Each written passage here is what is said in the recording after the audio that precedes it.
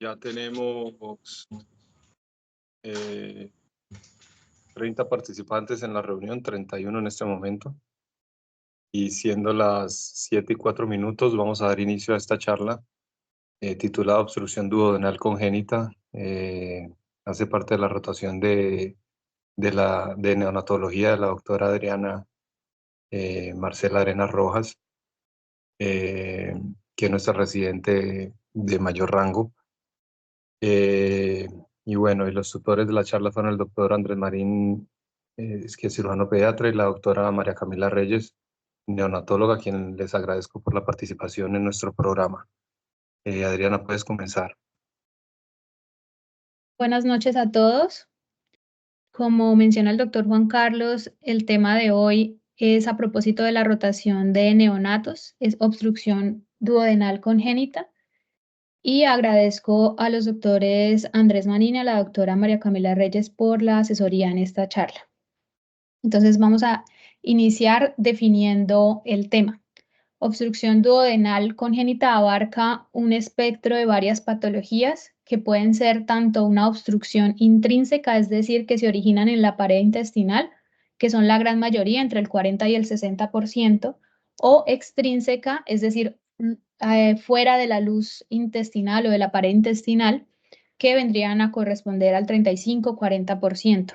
Hay que recordar que atresia hace referencia a la falta de perforación de un conducto y estenosis al estrechamiento de la luz del conducto sin interrupción en su pared. Cuando hablamos de una obstrucción intrínseca, esta puede ser completa o incompleta. La completa va a corresponder a una atresia duodenal o a una membrana duodenal intacta. Y la incompleta va a corresponder a la estenosis duodenal o a una membrana duodenal que está perforada o fenestrada. Esas son las que se originan como tal de la luz de la pared intestinal. Y la extrínseca ya van a ser por patologías asociadas, que en muchas ocasiones están presentes tanto la atresia como alguna de estas alteraciones. Puede ser por malrotación intestinal, ya sea que la malrotación per se genere la obstrucción o porque haya un vólvulo o por presencia de bandas de LAT. El páncreas anular, la duplicación duodenal o la presencia de una vena porta preduodenal. En cuanto a la atresia duodenal, es la principal causa de obstrucción intestinal en neonatos y es la segunda atresia más frecuente después de la atresia yeyunal. Su prevalencia es de 1 en cada 5.000 a 10.000 recién nacidos, con un leve predominio en el sexo masculino.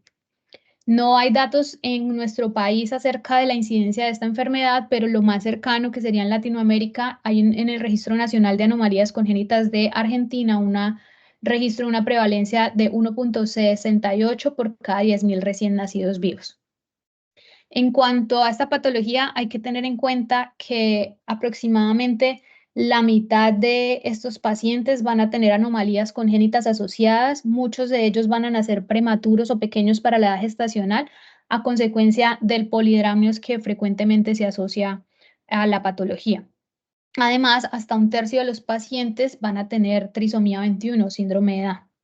Muy importante, tanto en la trisomía 21 como en las malformaciones asociadas, la presencia de cardiopatías que van a marcar mucho el pronóstico.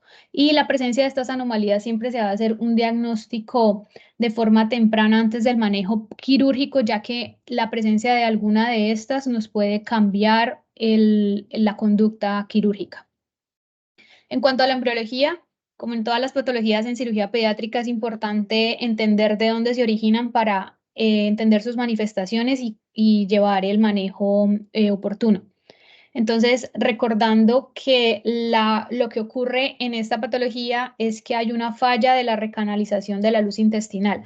Alrededor del segundo mes de gestación, lo que va a ocurrir es que va a haber una proliferación rápida de la mucosa duodenal. Luego se van a formar vacuolas y se va a empezar la recanalización de la luz intestinal hasta llegar al calibre normal. Cuando ocurre una recanalización por una pobre formación de vacuolas de forma parcial, de forma incompleta, que puede ocurrir hasta en un tercio de los pacientes, se va a dar origen a la estenosis. Y cuando no hay recanalización, que esto puede ocurrir hasta en 2/3 de los pacientes, va a ocurrir la atresia. Hay varias teorías y varias señales que están y marcadores que se han tratado de encontrar para optimizar el diagnóstico prenatal. Se ha encontrado pues relación sobre todo con la señalización de los fibroblastos y con algunos otros tipos de atresias, ya sea de intestino delgado o de colon, que pueden tener algunos orígenes en común, pero pues el desarrollo de cada una de estas es diferente. Y a medida que dependiendo del sitio donde se presente esa interrupción en el proceso de recanalización, va a ocurrir el tipo de atresia duodenal, que ya les voy a hablar un poco más de la clasificación. Y sobre todo, la gran mayoría van a ocurrir a nivel de la segunda porción del duodeno, de forma distal a la ampolla de váter, y esto nos va a orientar como a las manifestaciones clínicas. Y solo un 10 al 15% van a ser prebaterianas. En cuanto a la clasificación, se divide en 3 grandes grupos con algunas subvariantes. La más frecuente, sin lugar a dudas, es la tipo 1, que es hasta el 92% de los pacientes, que va a ser un tipo de atresia donde ambos extremos están en contacto. Y probablemente en la parte externa no se va a dar mucha diferencia, especialmente cuando se encuentra, aquí como en esta imagen, una membrana duodenal completa, que aquí lo que ocurre es que la pared externa es continua y se va a ver es un cambio de calibre que depende de una mucosa que está totalmente ocluyendo la luz, impidiendo el paso hacia distal. Y eso va a ser un pequeño tabique que va a tener tanto mucosa, submucosa y muscular de la mucosa incompleta y delgada, pero totalmente ocluida. Y dentro de ese tipo 1 hay un subtipo que es muy importante tener en cuenta, sobre todo en el momento del manejo quirúrgico, que es un subtipo en membrana en manga de viento, como podemos ver acá. Este es importante porque la dilatación va a ser más distal e incluso nos puede hacer pensar en un compromiso más distal del duodeno, pero en realidad la membrana se origina en la gran mayoría alrededor de la segunda porción del duodeno. Lo que va a pasar es que en el periodo prenatal el líquido amniótico va a empujar la membrana y va a generar esta imagen así en manga de viento. Es muy importante tenerla en cuenta porque en el manejo quirúrgico podríamos llegar a hacer la anastomosis en una zona donde no estemos como tal resolviendo la obstrucción. También es muy importante tener en cuenta en este tipo de atresia tipo 1 que a veces se puede asociar a alteraciones y anomalías de la vía biliar. Puede desembocar antes de la membrana, después de la membrana o incluso de forma bífida, que es más raro, pero puede ocurrir. Entonces hay que tenerlo en cuenta en el momento de identificar la ampolla de Vater en la cirugía. Los otros dos tipos, el tipo 2 es el menos frecuente, 1%, y corresponde a una atresia que está asociada con un cordón fibroso, donde ambos extremos van a estar separados, solo unidos por ese cordón. Y el tipo 3 corresponde al 7% y en este sí están totalmente separados los cabos. Y en este hay que tener en cuenta también anomalías de la vía biliar, donde puede haber una desembocadura bífida en cada uno de los segmentos y es muy importante en el momento de la corrección quirúrgica. Además, hay que tener en cuenta otra patología asociada, que es el páncreas anular, ya que la formación y la embriología del duodeno va simultánea a las estructuras que están a su alrededor, como es el páncreas. Recordar que el páncreas tiene 2 orígenes, donde se va a formar su parte ventral y su parte dorsal, y luego se van a unir. Lo que ocurre en el páncreas anular es que esa unión se hace de forma anómala, rodeando totalmente el duodeno, formando un anillo, que es donde se formaría el sitio de obstrucción duodenal. Y en ocasiones el páncreas anular además se puede asociar a una atresia tipo 1 o a una membrana completa. Y así lo veríamos en cirugía, que pues es muy importante reconocerlo.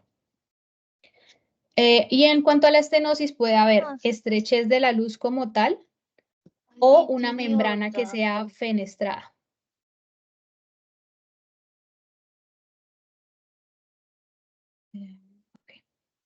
O una membrana que sea fenestrada y esto va a repercutir en las manifestaciones clínicas.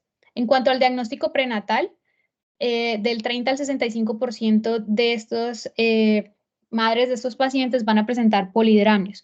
A partir de la semana 20 se puede detectar ya de forma confiable el signo de la doble burbuja, que va a corresponder a la dilatación de la cámara gástrica y del duodeno. Y esto se va a poder apreciar en la ecografía obstétrica o incluso en una resonancia como vemos aquí en las imágenes.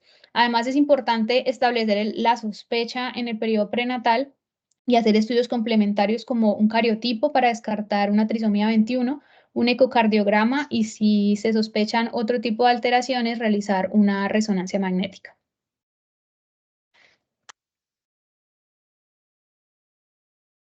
En cuanto a la presentación clínica, entonces la gran mayoría de pacientes van a presentar con emesis biliosa, hasta el 90%, y estos van a ser los pacientes que tienen la atresia distal a la ampolla de váter. Pero recordar que hay un pequeño porcentaje donde es prebacteriana, en ese caso van a tener una emesis que es no biliosa. Y recordar el principio de que todo recién nacido que presente vómito bilioso debe ser estudiado independiente de los demás signos y síntomas para descartar una obstrucción intestinal. Hasta el 30% de los pacientes se van a asociar a ictericia, esto por presencia de beta-glucuronidasa en la mucosa intestinal y aumento del circuito enterohepático. Entonces va a haber un aumento de la bilirrubina indirecta. En algunos pacientes se puede presentar distensión abdominal superior, aunque puede que no sea tan marcada. Y en la presentación tardía que se asocia a la membrana duodenal fenestrada, estos pacientes incluso se pueden presentar tan tarde hasta los 6 meses de edad, cuando ya inician la alimentación complementaria, porque ya el tipo de alimentación que consumen no puede pasar esa barrera fenestrada en el duodeno. También hay que tener en cuenta entonces algunos diagnósticos diferenciales. La malrotación intestinal, como decía, puede ser ya sea por bandas de LAD que generan la compresión extrínseca o cuando la malrotación se asocia a un vólvulo intestinal, puede ser una de las sospechas, aunque en este cuadro el vólvulo es mucho más agudo y pues muchas veces no da tiempo para hacer como estudios de contraste y otras cosas. El páncreas anular, que siempre hay que tenerlo en cuenta porque puede ser de forma aislada o asociada a la atresia duodenal, la presencia de una duplicación duodenal o la presencia de una alteración ya vascular como es la vena porta preduodenal. Y también tener en cuenta que no solamente causas anatómicas pueden generar este cuadro de suboclusión intestinal, sino también hay que descartar otras infecciones prenatales que puedan generar crecimiento de esa pared, como la infección por citomegalovirus o por toxoplasma. En cuanto al diagnóstico, la imagen de primera línea es una radiografía simple toracoabdominal. Idealmente, si se pudiera tomar de pie o en decúbito dorsal, las dos imágenes. Este es el estudio más importante, suficiente, el aire suficiente para servir como una especie de medio de contraste y el patrón característico va a ser el patrón de doble burbuja. Va a corresponder a la dilatación de la cámara gástrica y del duodeno. Y pues es básicamente con esta imagen es suficiente para hacer el diagnóstico. Existen otro tipo de estudios que se pueden usar como el medio de contraste, sobre todo cuando se presenta de forma más tardía y hay alguna duda en el diagnóstico.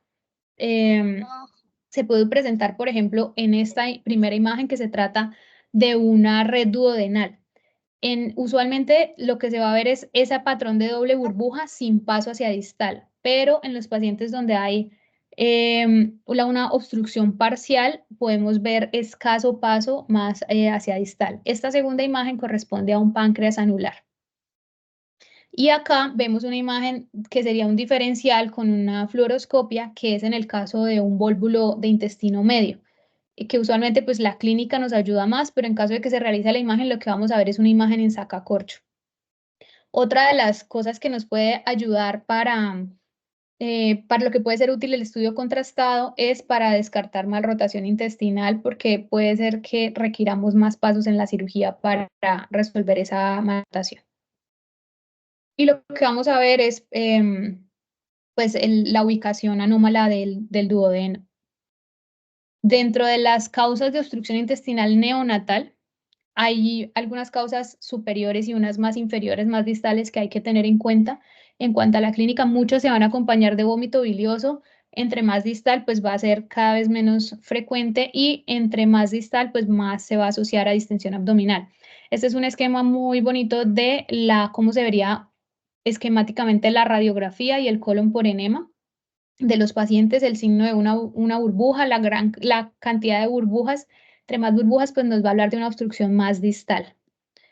Y pues tener en cuenta las demás causas de obstrucción en los recién nacidos.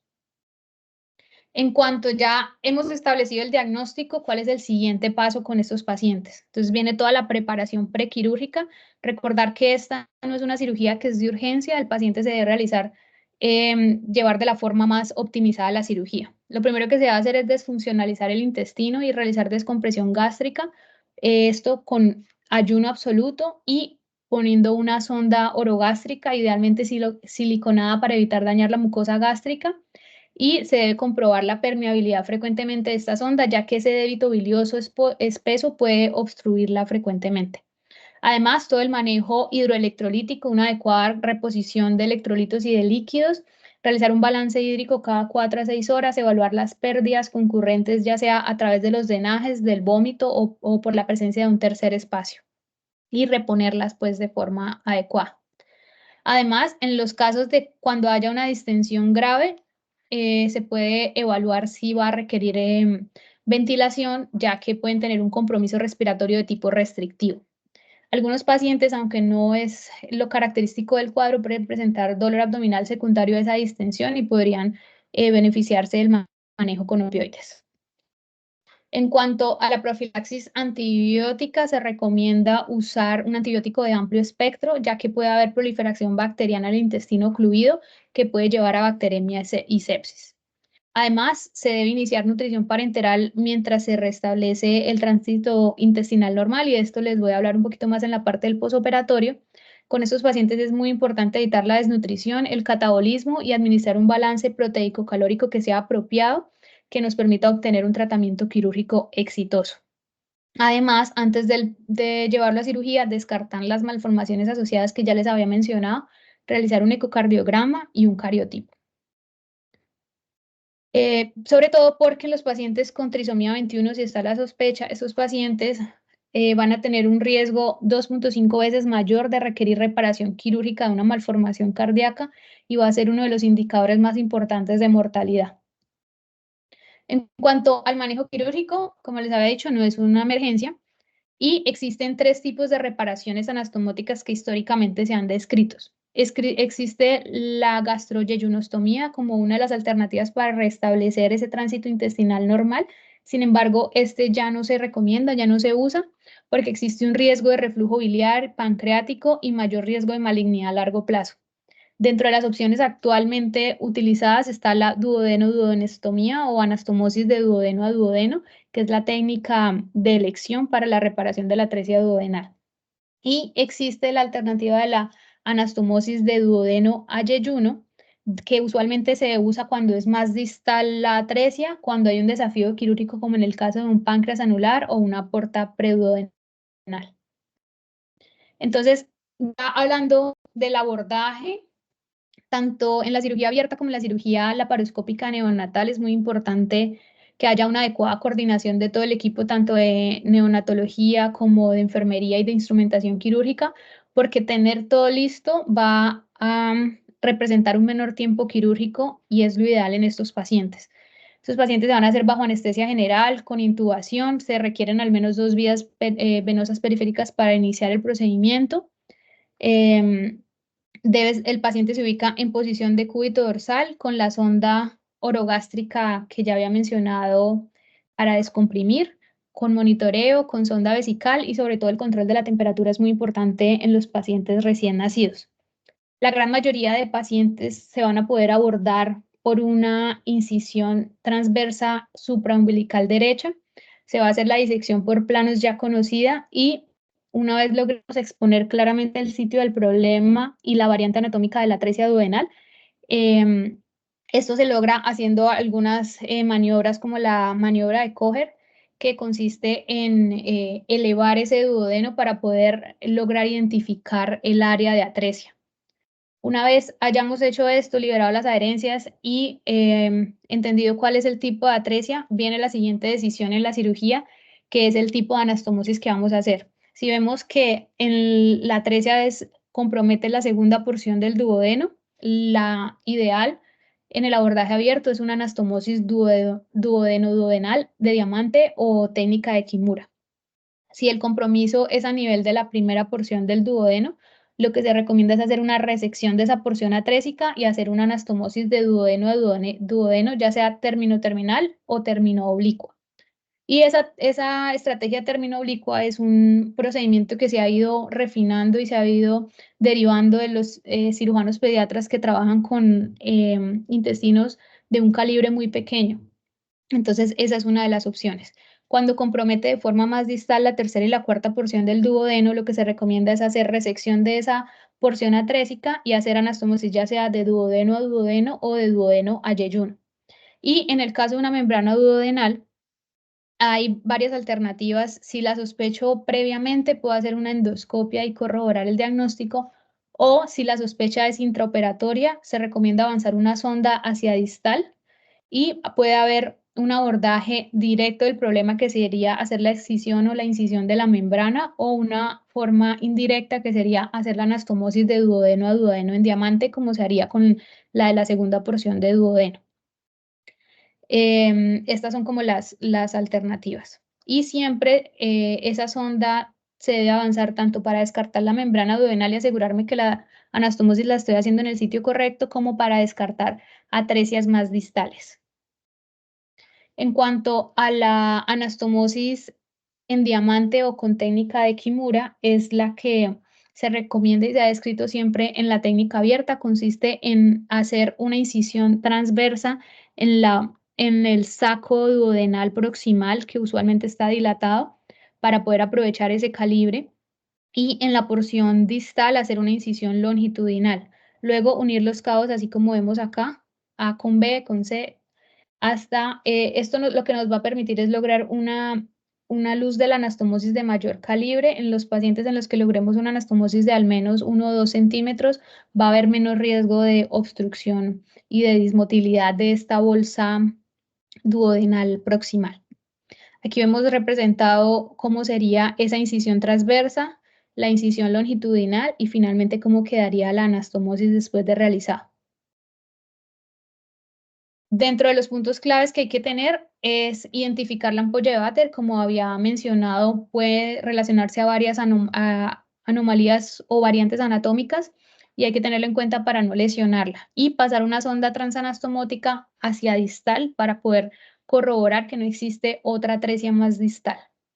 Dentro de los tips, si no se logra identificar un segmento atrésico, se debe entonces introducir la sonda y descartar que sea una membrana.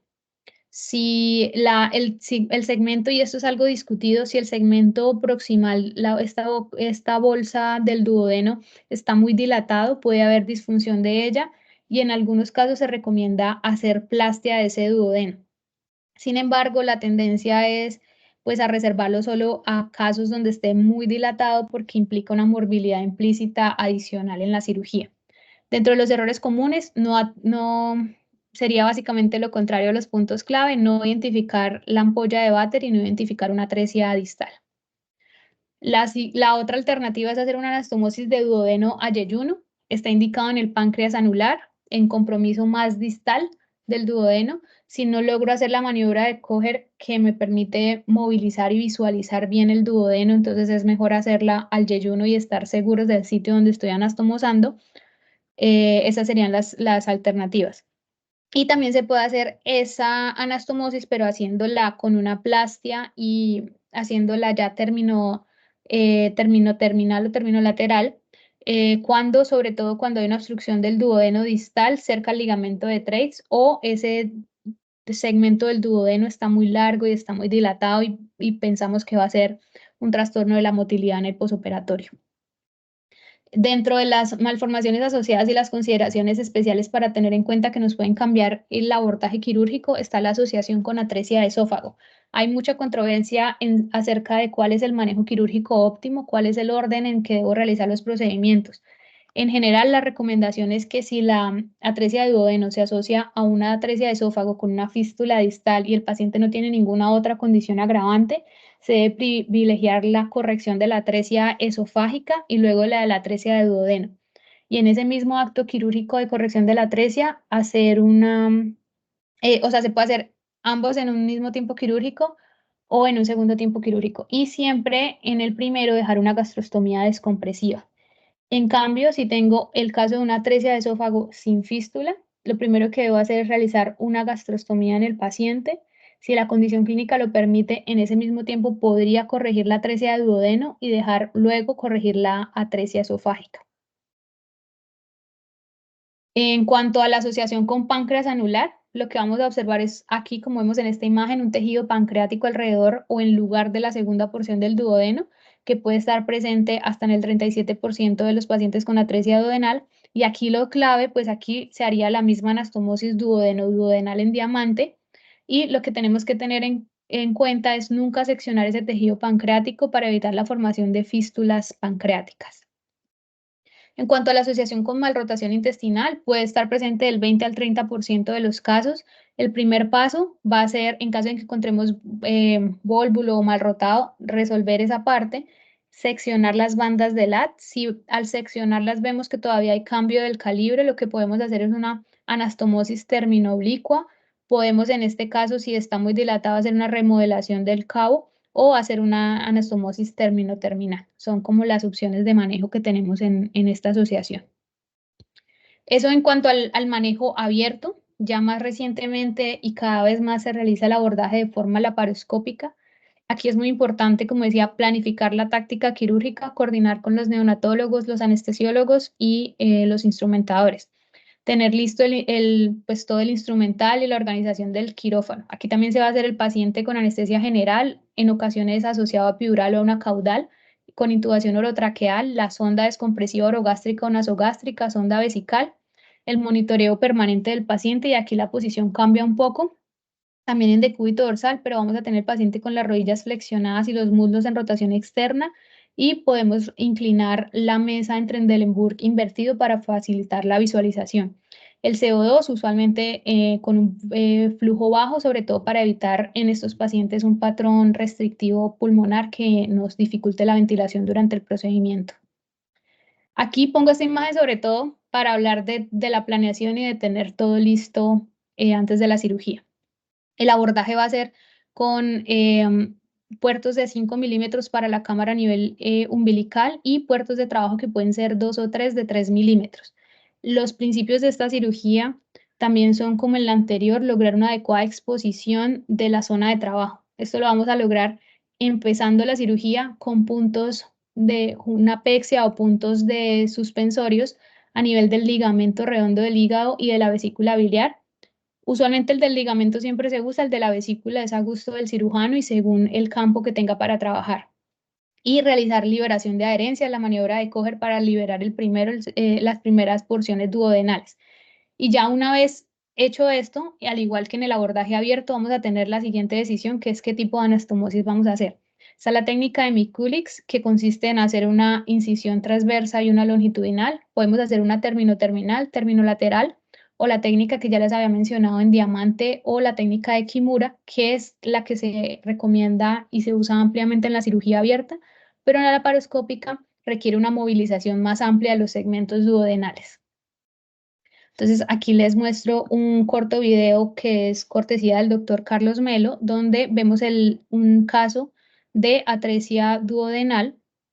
Aquí ya en este caso se había realizado la suspensión del hígado, se está haciendo la liberación de las adherencias e identificando el tipo de atresia. Lo que hacemos es mirar ambos cabos y comparar los tamaños para determinar cuál va a ser el mejor tipo de anastomosis. Aquí en este caso se hizo primero la enterotomía del cabo distal.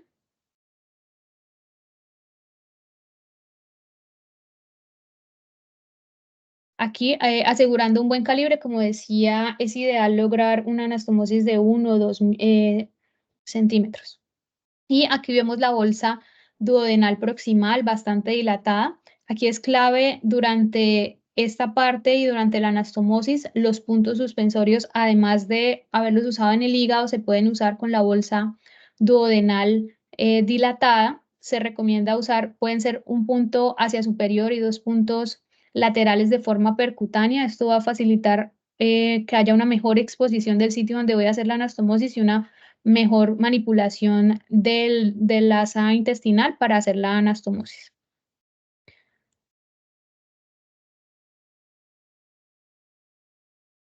Es importante avanzar una sonda hacia distal, como había mencionado en el abordaje abierto.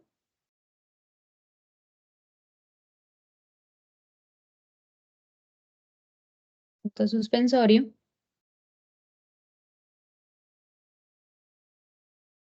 Y se inicia la anastomosis. Usualmente se recomienda usar sutura PDS, como había mencionado como en las cosas que hay que tener listas, PDS 5.0. Y se inicia por la cara posterior. Han habido reportes pues, del tipo de sutura que se usa en cuanto a si se usan puntos separados o continuos y no hay una diferencia significativa en el uso de estas técnicas.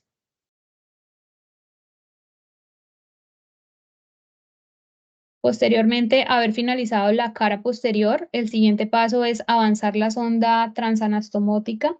Esta sonda va a garantizar pues, que no haya atresia, que haya un adecuado paso y además va a ser una herramienta para el posoperatorio que nos va a permitir iniciar de forma más temprana la alimentación enteral.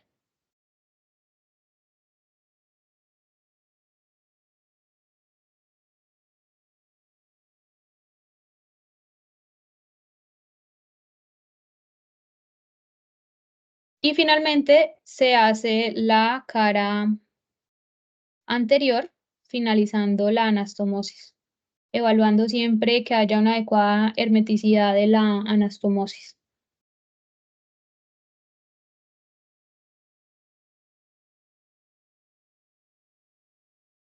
Acá también en todo este paso es muy importante identificar el ángulo de Treitz, el duodeno y el ciego. Estos son los tres sitios que nos van a ayudar a orientarnos sobre cuál es el tipo de rotación que tiene ese intestino.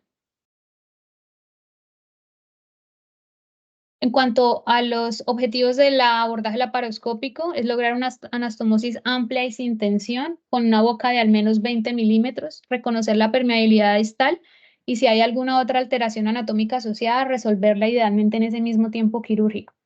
Planear la táctica va a representar un menor tiempo quirúrgico, menor morbilidad para el paciente, menor exposición a anestésicos y menor neurotoxicidad.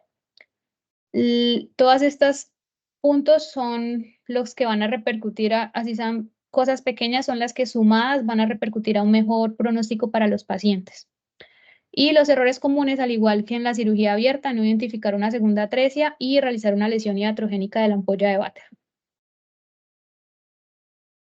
En cuanto a cuál es la indicación si se usa un abordaje abierto o uno laparoscópico, hay estudios recientes como este publicado en el 2022 que hace una comparación. Este es un estudio de cohorte retrospectiva de una base de datos del Programa Nacional de Mejoramiento en Calidad Quirúrgica de Estados Unidos, donde evaluaron pacientes con atresia duodenal corregidos en la primera semana de vida en el periodo entre 2016 y 2018 con una edad media de cirugía a los 2.5 días de vida, con un total de 267 pacientes, la gran mayoría 87% operados por cirugía abierta, un menor porcentaje, 12%, por cirugía laparoscópica con una conversión de 10 pacientes a cirugía abierta.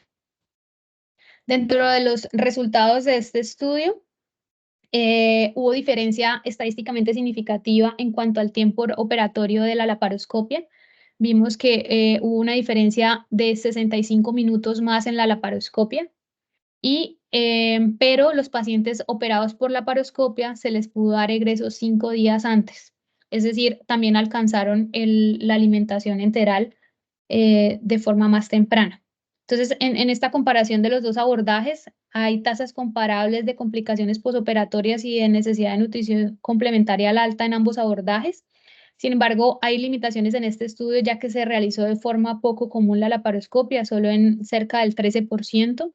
Inicialmente, los primeros reportes del abordaje laparoscópico reportaban una fuga anastomótica de hasta el 22%, pero con la implementación de esta técnica y el entrenamiento de los cirujanos, esta complicación ha disminuido a cerca del 0%. Lo único que habría que mencionar es que representa un mayor tiempo quirúrgico. En cuanto a este estudio, es publicado también en el 2022. Este es una revisión sistemática y un metaanálisis que buscó evaluar la seguridad y la eficacia de la reparación laparoscópica versus la cirugía abierta. Solo inicialmente la búsqueda mostró más de 300 artículos, pero solo 10 cumplían los criterios de inclusión, encontrando un total de 1.348 pacientes, de los cuales la laparoscopia se realizó en 304 y cirugía abierta en 1.044. Sin embargo, pues hay una gran diferencia entre los números de ambos cirugías. Dentro de las diferencias que se encontraron en este estudio es que el abordaje laparoscópico no tenía diferencia versus el abierto en la alimentación, en las complicaciones generales y en las complicaciones más importantes como la estenosis o la fuga anastomótica. Sí representó un mayor tiempo quirúrgico, sin embargo, pues representa una menor estancia hospitalaria. Entonces se justificaría su uso. Dentro de las limitaciones de estos estudios es que no hubo ensayos clínicos aleatorizados, ya que los cirujanos que no están familiarizados con este procedimiento laparoscópico pudieron haber influido en los resultados y hay una heterogeneidad estadísticamente significativa entre los estudios. Y finalmente, este artículo más reciente publicado en marzo de este año, donde se hace una revisión sistemática y un metaanálisis comparando ambos abordajes en el periodo desde el 2000 hasta el 2023, es un periodo bastante grande, más de 20 años, con un total de 2 estudios, un total de 1.731 pacientes, de los cuales 398 fueron llevados a la laparoscopia y a cirugía abierta 1.325 pacientes. En general, encontraron una tasa total de complicaciones con la laparoscopia del 15.5%. Esto pues incluye todo tipo de complicaciones desde pequeñas hasta graves y una tasa de conversión alrededor del 18%. Cabe recordar que la conversión a cirugía abierta no se considera como tal una complicación, sino pues una adaptación en el abordaje. Este es como el resumen de todos los hallazgos en esa revisión sistemática y metaanálisis. No hubo diferencia en ambos abordajes en cuanto a la incidencia de complicaciones, incluyendo la fuga anastomótica y la estenosis. A pesar de que en la laparoscopia hubo un mayor tiempo quirúrgico, también hubo una diferencia significativa en que hubo un inicio de alimentación enteral más rápido, en que hubo un alcance de la alimentación total enteral plena mucho más rápido y también hubo una estancia hospitalaria más corta en estos pacientes. Entonces, a pesar de que la laparoscopia represente un tiempo quirúrgico mayor, tiene las mismas complicaciones y tiene el beneficio adicional de alcanzar la nutrición enteral total de forma eh, más rápida, por lo cual pues sigue siendo una alternativa segura y recomendada para usar en los pacientes recién nacidos. Ya pues en cuanto al abordaje quirúrgico, esto es pues como lo que nos compete en cuanto a la parte del quirófano. Ahora viene toda la parte del cuidado y las consideraciones del posquirúrgico que también son claves para la recuperación de los pacientes.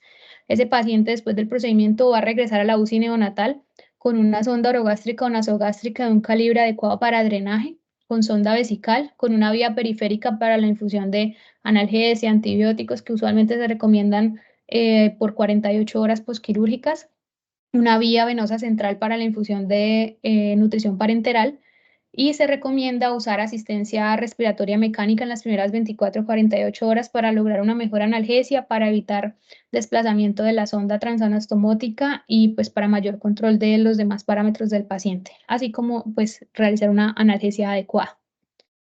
Dentro de entonces los cuidados que hay que tener de este paciente en la UCI neonatal, hay que tener en cuenta el drenaje de la sonda nasogástrica. Dependiendo, pues, hay varias recomendaciones. Algunas escuelas recomiendan dejar una sonda transanastomótica avanzada y además una sonda que quede en el estómago.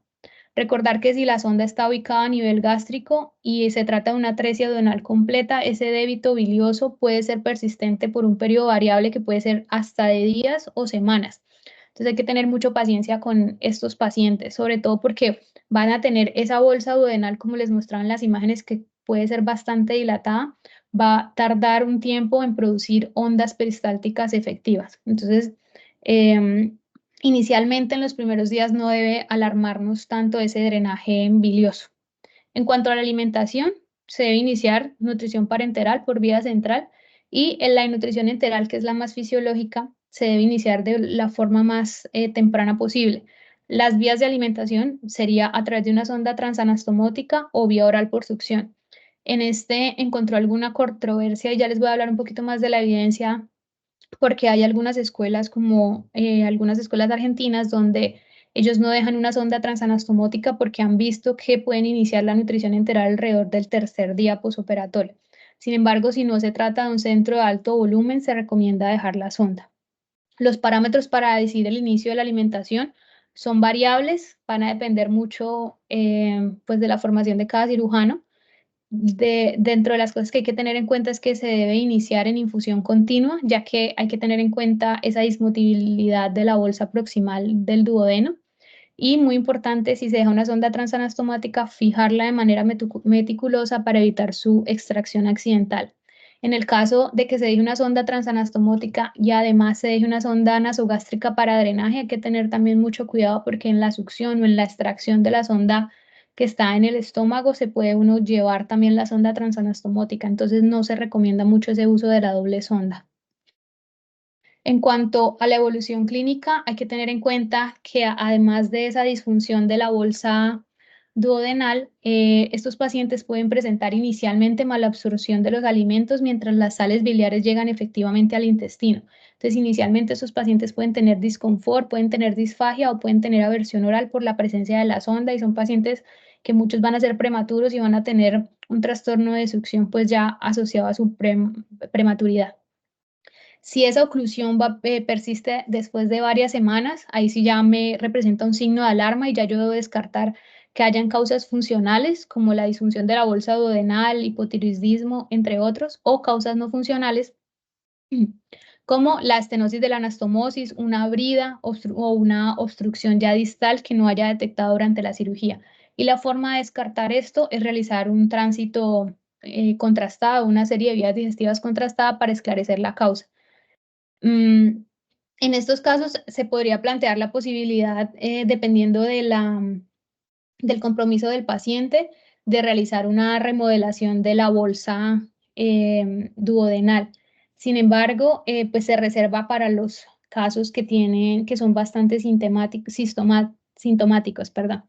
Y de rutina, como había mencionado previamente, no se recomienda hacer la plastia en la cirugía inicial, ya que la incidencia de sus pacientes que van a presentar síntomas de megaduodeno residual o de disfunción va a ser solamente alrededor del 1 al 4% y confeccionar esa remodelación en la primera cirugía se asocia pues a una comorbilidad implícita adicional. En cuanto al uso de la sonda transanastomótica, como les mencionaba, hay alguna controversia en la revisión que hice. Incluso miraba un libro de fetoneonatología quirúrgica donde estaba el volumen clínico y el volumen quirúrgico y había mucha diferencia entre la recomendación desde la parte clínica y la recomendación desde la parte quirúrgica. Entonces, acá hay un estudio que es del 2022, publicado en Journal of Pediatric Surgery, que es una revista Q1, donde realizan una revisión retrospectiva. Sin embargo, es en un solo centro, en una unidad de cirugía neonatal, pero en un periodo muy grande de tiempo de 20 años, donde comparan los desenlaces. Es un total de 96 pacientes, de los cuales el 56% se usó la sonda y en 44 no se usó la sonda. Dentro de las diferencias acá más importantes que se encontraron, es que en el grupo con sonda, las diferencias significativas fue que hubo un menor tiempo para alcanzar la nutrición enteral total, hubo un menor tiempo para realizar el inicio de la nutrición enteral ya que se hizo a través de la sonda y un menor requerimiento de catéter venoso central y de parenteral y por lo tanto menos complicaciones asociadas al catéter. Y dentro de esas complicaciones está la extravasación o el desplazamiento del catéter o infecciones asociadas al catéter. Y dentro del grupo que se usó la sonda, solo hubo una complicación en todo el grupo de pacientes y fue una perforación intestinal, pero la sonda no está ubicada a más de 3 centímetros del área de la anastomosis. Entonces quedó la duda en el estudio de si había una relación directa. Este es otro estudio publicado en el 2024, este año, que es un estudio más grande, es una revisión sistemática y metaanálisis, donde se incluyen en total 469 pacientes. La principal variable que estudiaron acá fue el tiempo hasta alcanzar una nutrición enteral plena y otras variables como el uso de nutrición parenteral, el costo y las complicaciones de usar una sonda. Dentro de las diferencias que encontraron acá, hubo en el grupo con sonda hubo una duración menor de nutrición parenteral. Estos pacientes recibieron nutrición parenteral por 6 días menos comparados con los que no tenían sonda. Alcanzaron la nutrición enteral total 3 días antes y costaron pues, al sistema de salud 867 euros menos. Entonces, esos son como los beneficios. No hubo diferencia en la mortalidad y en la tasa de reintervención. Dentro de lo que me llamó la atención en el estudio es que ellos comparan si les fue mejor, si no hubo diferencia o si estuvo peor, pero los 3 ítems que tuvieron diferencia estadísticamente significativa fueron estos. Entonces, lo que ellos concluyen es que el uso de la sonda transanastomótica para la alimentación es benéfico y no aumenta el riesgo de eventos adversos. Va a representar que alcancemos una nutrición enteral plena más temprana. Eso representa menor nutrición parenteral, menores riesgos asociados a los catéteres y menor costo. Esto es un protocolo ERAS, quiere decir Enhanced Recovery After Surgery. Son algunas medidas y protocolos que se usan antes, durante y después de un procedimiento para mejorar los resultados. Este es un ensayo clínico aleatorizado realizado en el periodo entre 2017 y 2015 en una UCI neonatal en China, con un total de 82 pacientes, perdón. Y hubo 2 grupos, el grupo ERAS, donde se aplicó este protocolo, que fueron 46 pacientes, y un grupo control, donde fueron 36 pacientes. Estas son las medidas específicas de los 2 modelos de manejo. Preoperatorio, lo que hizo el grupo ERAS fue optimizar la información que se le daba tanto a los familiares como al equipo de enfermería y al equipo de neonatología, anestesiología, todos los que tengan que ver con el paciente, sobre cuáles va a ser el modelo de tratamiento y cuáles van a ser las metas con este paciente. De forma intraoperatoria, en ambos se realizó una exploración laparoscópica, pero se exteriorizó la anastomosis. Dentro de los cuidados específicos en la cirugía se hizo un control de la temperatura con calentador o con una manta térmica, y en el grupo ERAS se usó solución isotónica tibia. Y en el manejo del posoperatorio, en ambos grupos se hizo bloqueo guiado por anestesia, y la diferencia en el grupo ERAS fue que se involucró mucho más a los padres en el cuidado, se capacitó al personal de enfermería, y el grupo ERAS tenía un staff aparte donde iban a hacer acompañamiento de 3 a 4 horas del día a los pacientes y a los padres para capacitarlos en todos los cuidados, en el entrenamiento. Lo que vieron en esos 2 grupos, pues fueron grupos muy heterogéneos, perdón, muy homogéneos, muy similares en la edad, la edad gestacional, las características de los pacientes. Y lo que se encontró en la diferencia, pues, de implementar esas pequeñas medidas en el cuidado de los pacientes es que en el grupo ERAS hubo un menor tiempo para alcanzar el primer tránsito intestinal, o sea, la primera deposición. En ese grupo se presentó 9.2 horas menos, menor tiempo para iniciar la nutrición enteral por succión. Se logró alcanzar 46.2 horas menos, es decir, alrededor de 2 días antes.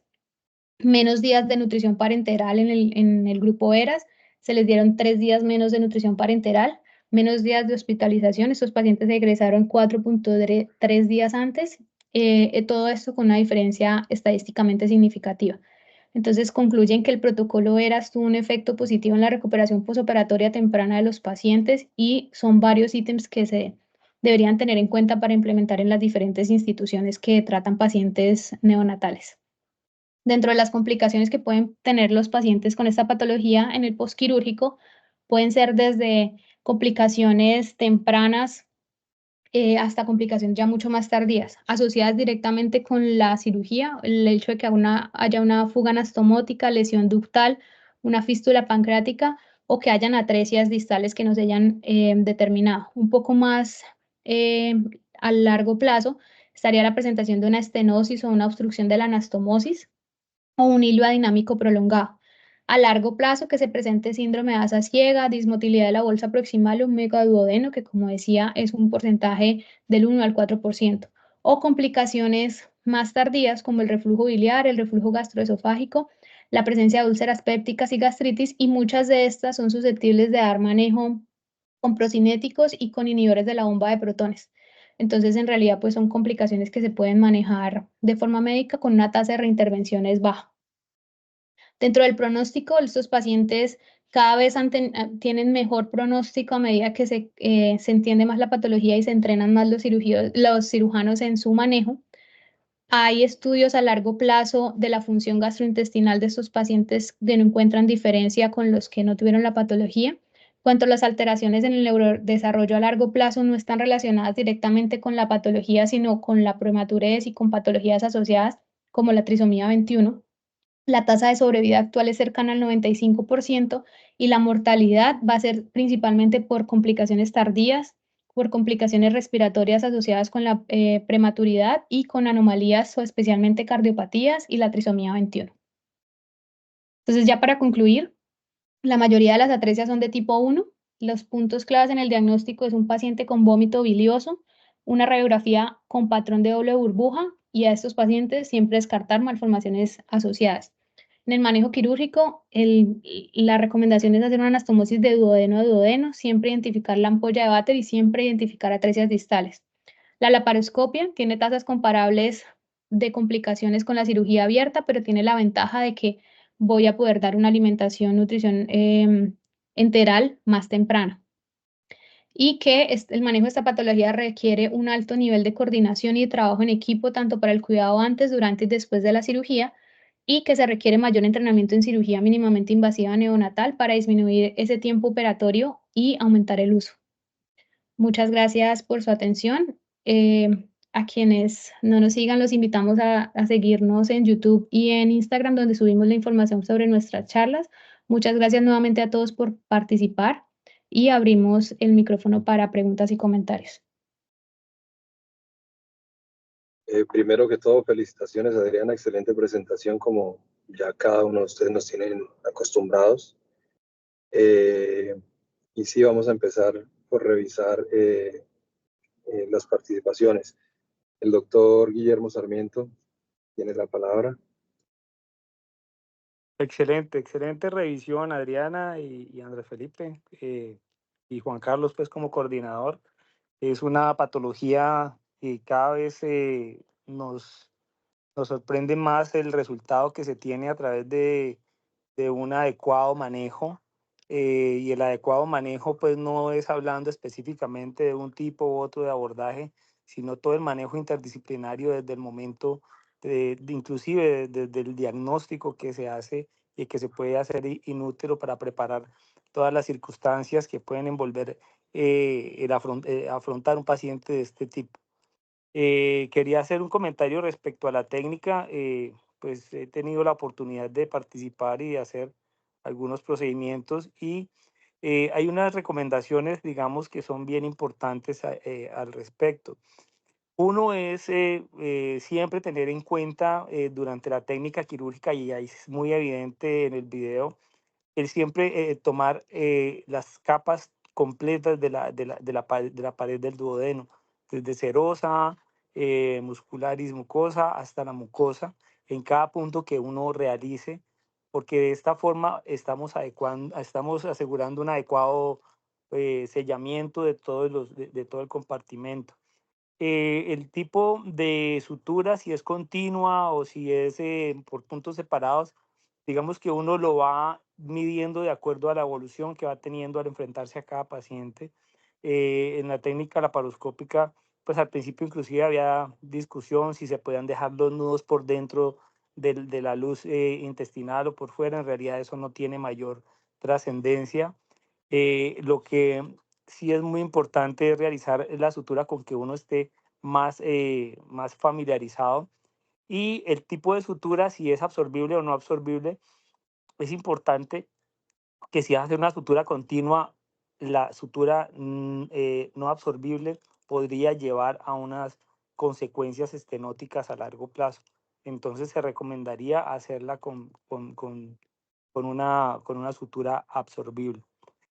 Otro aspecto importante es en la parte en la parte distal, perdón, en el sitio donde hace uno la incisión longitudinal, eh, la longitud debe ser de un calibre adecuado, pero siempre tener en cuenta que esta parte se elonga mucho durante el procedimiento y entonces al realizar la anastomosis, al realizar la incisión, uno no debe tratar de sobrepasar el 70% de la longitud de la incisión que hace en la parte proximal, porque si no va a haber una asimetría y va a empezar uno a entrar en la fase pues, de remodelación y de suturas extras que no van a ser beneficiosas para el paciente. Y eso también va de la mano con de pronto la insistencia que tenías, Adriana, en que la incisión deba ser de 1 o 2 centímetros, ¿ya? Hay pacientes pequeños que necesitan, de acuerdo al calibre del intestino sano, una incisión un poco más larga o un poco más pequeña. Y siempre se debe tener en cuenta, sobre todo en esa parte distal, que si uno hace una incisión muy prolongada, corre el riesgo de angular ese sitio y que sea mucho más difícil el reinicio de la vía enteral. Es posible que mientras el paciente tenga la sonda transanastomótica pueda tener una buena respuesta y buena tolerancia, pero el momento en que se retire, esa angulación puede producir algún grado de obstrucción. Una vez más, felicitaciones, la charla muy, muy, muy buena y pues con muchas enseñanzas y muy bien respaldada bibliográficamente, como pues siempre lo hemos tenido de parte de ustedes y como es lo que siempre hemos esperado de parte de ustedes, Adriana. Felicitaciones. Muchas Muchísimas gracias, gracias, doctor. doctor. Gracias por la participación. No veo más manos levantadas. Doctor Pedro Villamizar, adelante, por favor. Muchas gracias, muy buenas noches para todos. Adriana, nuevamente también felicitaciones por esa presentación. Creo que nos enseña y nos aporta una gran cantidad de conceptos y nos recuerda también otros. Yo solo quisiera insistir en algunos tips que me parece importante comentarlos, dada la relevancia del tema, y lo primero sería iniciando por la preparación prequirúrgica. Ya el doctor Sarmiento mencionaba que el ideal es que estos diagnósticos se hagan prenatalmente y nosotros poder ver a la familia y contarle a la familia lo que vamos a hacer en el procedimiento, o sea, hacer una consulta prenatal por parte del cirujano pediatra. Segundo, preparar todo el equipo quirúrgico y médico que va a tener el niño en la unidad de recién nacidos. En los últimos casos lo hemos tenido. La doctora Camila ha participado de eso y yo creo que es muy importante ese trabajo en equipo que se hace con el grupo de neonatólogos y con el grupo de cirugía pediátrica, con los perinatólogos y con el ginecólogo. Desde el punto de vista anestésico me parece muy importante aportar es que el ideal, los anestesiólogos pediatras, no sé si hay alguno aquí presente, pero en los últimos casos que hemos tenido, pues lo hemos manejado con anestesia caudal. Me parece que es muy importante porque disminuye el volumen de anestésicos inhalatorios que se tienen que dar o endovenosos que se tienen que dar y le permite a uno un muy buen abordaje. Obviamente el paciente va intubado, siempre tiene que ser intubado porque es una premisa que tiene que estar intubado porque hay un proceso obstructivo y pues, la posibilidad de broncoaspiración puede ser muy grande. El otro aspecto importante desde el punto de vista quirúrgico que lo mencionó Adriana y que ya muy pocas veces lo utilizamos en casos muy esporádicos es hacerle gastrostomía. Eso lo hacíamos, por ejemplo, yo hace muchos años pues le hacía gastrostomía de entrada a los pacientes con atresias intestinales y ese era el manejo que dábamos, tanto en atresia de esófago, en atresia intestinales, bueno, en muchas patologías lo utilizamos. Ya hoy día realmente lo utilizamos mucho menos. Y ahí muestran, Adriana, en los estudios que hizo comparativos, cómo el beneficio de la cirugía laparoscópica, aunque demora mucho más el tiempo quirúrgico, pues obviamente el hilio posoperatorio va a ser mucho menor porque la manipulación no es tan extensa y la exposición de las asas a el exterior no es tanta como la que tenemos en la cirugía abierta.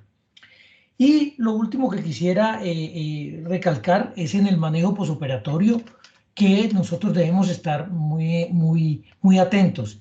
¿Cuáles son algunos de los parámetros para iniciar vía oral en estos pacientes o para poder estar tranquilo de que hay un buen paso a través de la anastomosis? Uno de ellos es el flujo, el gasto del drenaje que está teniendo por la sonda orogástrica, punto uno. Segundo, las características desde el punto de vista del aclaramiento que tiene ese líquido que está drenando por la sonda nasogástrica. Eso le va a permitir a uno iniciar precozmente la alimentación, y eso definitivamente mejora mucho el pronóstico. Y también es muy importante la evaluación y la curva de peso que se están teniendo en estos pacientes. Una estabilización del peso del paciente quiere decir que no va evolucionando adecuadamente. Así el drenaje sea muy bajo o así ya esté tolerando la vía oral. Seguramente el trabajo en equipo con los neonatólogos para aumentar las calorías, los carbohidratos, las proteínas va a ser muy importante porque en estos pacientes muchos de ellos se estabilizan completamente. Y lo último es que no debemos, Adriana lo digo, pero yo por lo menos le tengo mucho respeto a las atresias intestinales en el sentido de que hacen un hilio posoperatorio a veces tardío, o sea, primero comienzan a tolerar la vía oral y posteriormente vuelven otra vez a tener vómito, a no tolerar la vía oral, y todo eso es precisamente porque hay el segmento el segmento proximal está completamente dilatado y no tiene un adecuado peristalsis. Entonces tenemos que tener mucha paciencia para ello. Y ahí la decisión quirúrgica que hacemos en algunos casos es que remodelamos inmediatamente, aunque algunos estudios digan que no se debe hacer. Pero nosotros de entrada, y muchas veces lo hacemos con sutura mecánica cuando hacemos la cirugía abierta, sobre todo hacemos la remodelación y hacemos la anastomosis en una forma mucho más tranquila y mucho más amplia para que esto vaya fluyendo adecuadamente. Así que estos son los tips que eventualmente quisiera enfatizar, y le agradezco mucho a la doctora Camila, al doctor Marín y por supuesto a Adriana permitirnos participar en esta charla tan importante. Muchas gracias. Muchas gracias, doctor. Tiene la mano levantada el doctor Carlos Melo. Adelante, Carlos. Hola, buenas tardes a todos. Muchas gracias por la presentación, Adriana, que estuvo muy excelente la revisión del tema. La verdad que fue muy importante lo que has mencionado sobre las zonas anastomóticas y tipo de anastomosis. Yo quiero hablar algo de lo que hemos visto nosotros como ¿no? Atrás de un cierto recorrido. Y es que cuando uno tiene un paciente vomitador con Down, pensar siempre en la atresia duodenal, que es lo más frecuente. Ahora, la atresia duodenal, como tal, asociada a atresia intestinal, no es tan frecuente como uno cree, ¿eh? No es frecuente. O sea, uno podría incluso hasta no revisar el intestino distal, porque no es frecuente esa asociación de atresia intestinal con atresia duodenal. Pero por norma general debería uno hacerlo siempre. Ahora, nuestra experiencia en cuanto a manejo de la atresia duodenal por vía laparoscópica hemos evolucionado, por supuesto, como lo hemos hecho todos. Fue una de mis ciudades primeras que yo hice, avanzadas, satisfactorias, en el cual cuando empezamos hacíamos con puntos separados, puntos sueltos, usábamos todas tipo Bicril o incluso hasta seda. Fueron los primeros casos que hicimos nosotros con la laparoscopia y nos iba bien realmente.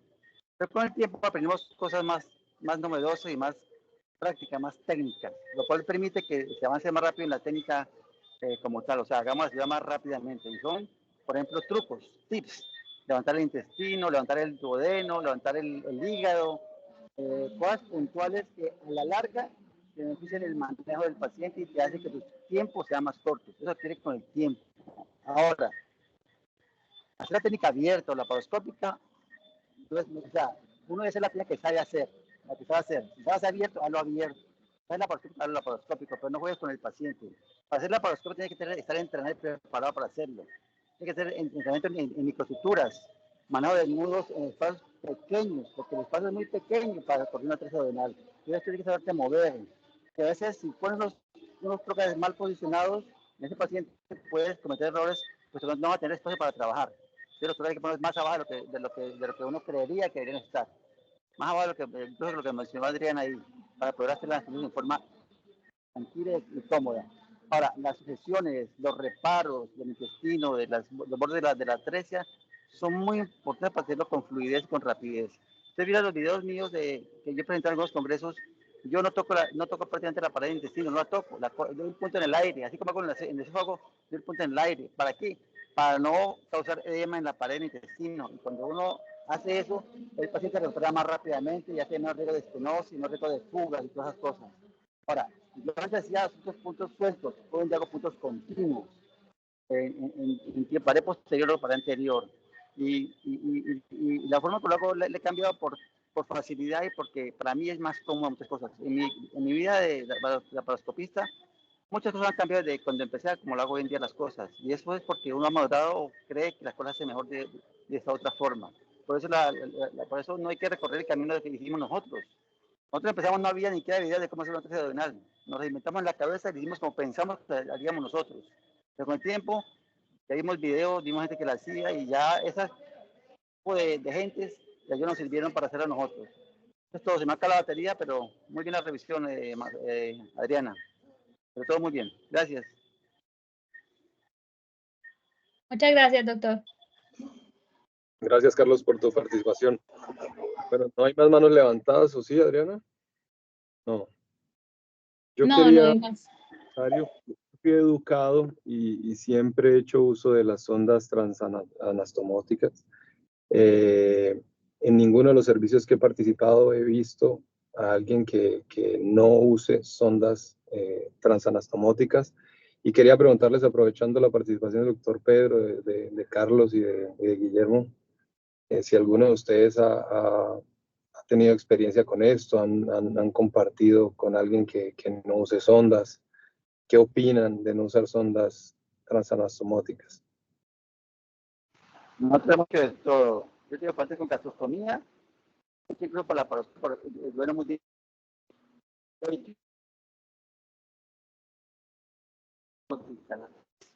Casos los he tenido. La verdad que eso depende del caso puntualmente. O sea, a veces no es fácil pasar una sonda transcromótica por la laparoscopia, no es fácil a veces.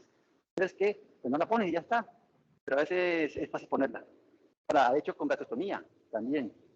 O sea, no todos los casos son iguales. Uno con el tiempo aprende a ser cada vez menos invasivo y menos traumático, y usar menos recursos que a veces no son necesarios. A veces usted necesita una sonda anatomótica. Es una buena anatomía después que no la necesite y sea puede comerla a los 4 o 5 días realmente. Eso era todo. Muy bien. A veces, Juan Carlos, a veces la pregunta tuya es muy interesante porque yo personalmente pienso que uno debe dejar la sonda transanastomótica porque le permite sobre todo iniciar precozmente la alimentación. Pero incluso muchas de esas sondas, por alguna razón, en las unidades se movilizan y se retiran las sondas o quedan incluso preanastomóticas. Entonces, pues no van a tener ningún objeto. Realmente no siempre se cumple el objetivo que se tiene.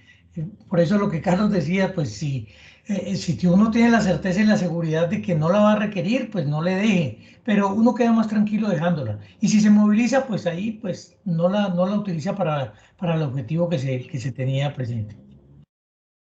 Cada caso es independiente. De acuerdo, Pedro. Iba a hacer un comentario muy similar.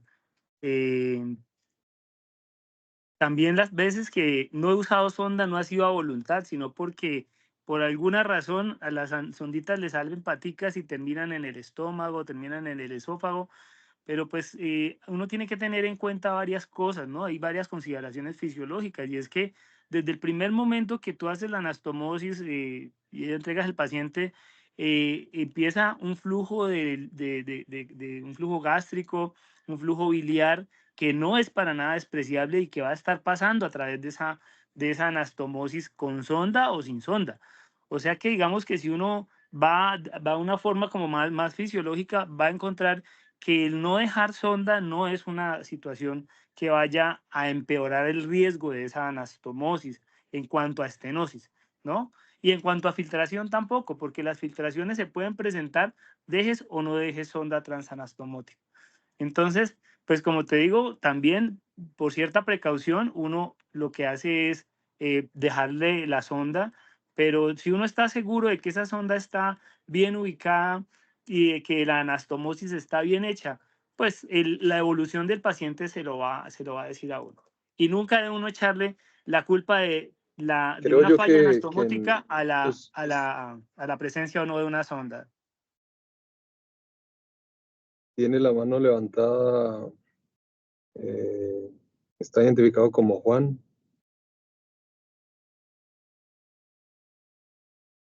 Soy yo, Juan Carlos. Ah, ya. Buenas noches a todos. Bueno, yo soy de la época en que no dejábamos sonda transanastomótica y que las sondas de avance duodenal las avanzábamos con balines, que era la sonda que tenía balín en la punta. Por lo tanto, nosotros no dejábamos sonda transanastomótica porque tampoco era una práctica común hacer la alimentación a yeyuno.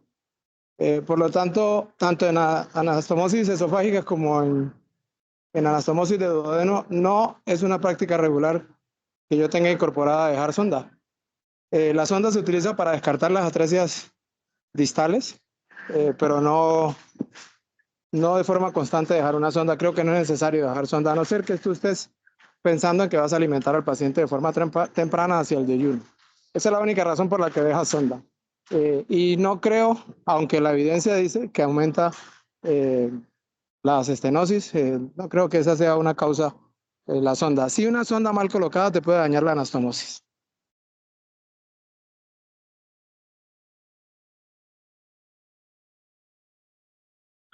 Respecto a la anastomosis, es importante que la anastomosis se haga en la parte más declive del duodeno, no en la parte anterior, la parte más declive. Entonces, que uno puede cometer el error de movilizar el duodeno adecuadamente es en la parte medial. Eso es muy importante. Y que esa parte de la parte distal no va a quedar tampoco angulado, porque esa angulación puede crear obstrucción en la anastomosis. Ahora, correr la malrotación en las tres duodenales. Eso depende de si es una malrotación evidente y clara. Si no, tampoco hay que someter el paciente a una cirugía mayor, pueden empeorar las cosas. Entre menos trauma le haga uno al intestino, mejor para el paciente. Si la una atresia duodenal, correr la atresia duodenal como tal. Entonces, que embarcarte y correr una atresia incipiente de colon que a lo mejor no justifica ponerlo a una cirugía mayor, realmente. Pero sí, hacer la anatomía donde debe ser.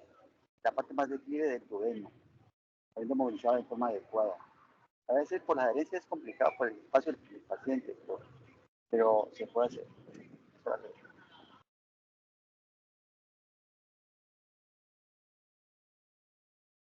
Muy bien. Bueno, ya pasamos de las 8 de la noche, 8:15. No hay más manos levantadas. Nuevamente quería felicitar a Adriana por la presentación. Muchísimas gracias a todos los que participaron con sus comentarios. Y muchas gracias a todos los participantes en nuestra reunión. Doy por terminada la reunión. Buenas noches para todos. Muchas gracias a todos. Buenas noches. Adiós. Bueno. Chao. Muchas gracias. Hasta luego a Buenas todos. noches, Muchas gracias por felicitaciones, la Adriana. reunión. Excelente charla.